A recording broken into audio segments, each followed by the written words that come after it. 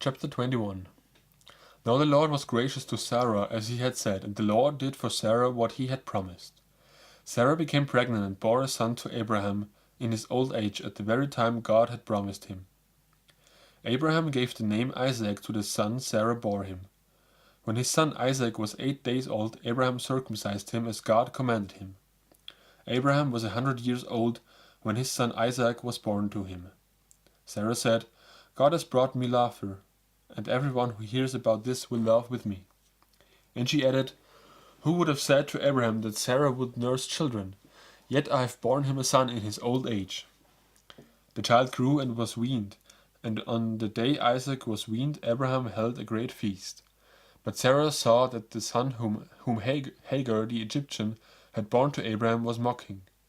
And she said to Abraham, Get rid of that slave woman and her son, for that woman's son will never share in the inheritance with my son Isaac. The matter distressed Abraham greatly, because it concerned his son. But God said to him, Do not be so distressed about the boy and your slave woman. Listen to whatever Sarah tells you, because it is through Isaac that your offspring will be reckoned. I will make the son of the slave into a nation also, because he is your offspring. Early the next morning Abraham took some food and a skin of water and gave them to Hagar. She set them on her shoulders and then sent her off with the boy. She went on her way, wandered in the desert of Beersheba. When the water in the skin was gone, she put the boy under one of the bushes. Then she went off and sat down about a bowshot away, for she thought, I cannot watch the boy die. And as she sat there, she began to sob. God heard the boy crying, and the angel of God called to Hagar from the heaven and said to her, What is the matter, Hagar? Do not be afraid. God has heard the boy crying as he lies there. Lift the boy up and take him by the hand, for I will make him into a great nation. Then God opened her eyes, and she saw a well of water. So she went and filled the skin with water and gave the boy a drink.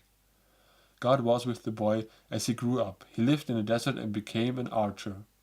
While he was living in the desert of Paran, his mother got a wife for him from Egypt. At that time Abimelech and Phicol, the commander of his force, said to Abraham, God is with you in everything you do. Now swear to me here before God that you will not deal falsely with me or my children or my descendants. Show to me and the country where you now reside as a foreigner the same kindness that I have shown to you. Abraham said, I swear it. Then Abraham complained to Abimelech about a well of water about Abimelech's servant had ceased.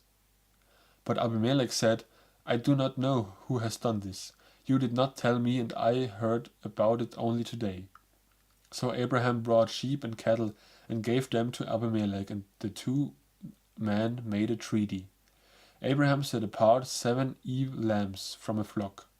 And Abimelech asked Abraham, What is the meaning of these 7 ewe lambs you have set apart by themselves? He replied, Accept these 7 lambs from my hand as a witness that I dug this well. So that place was called Beersheba, because the 2 men swore an oath there.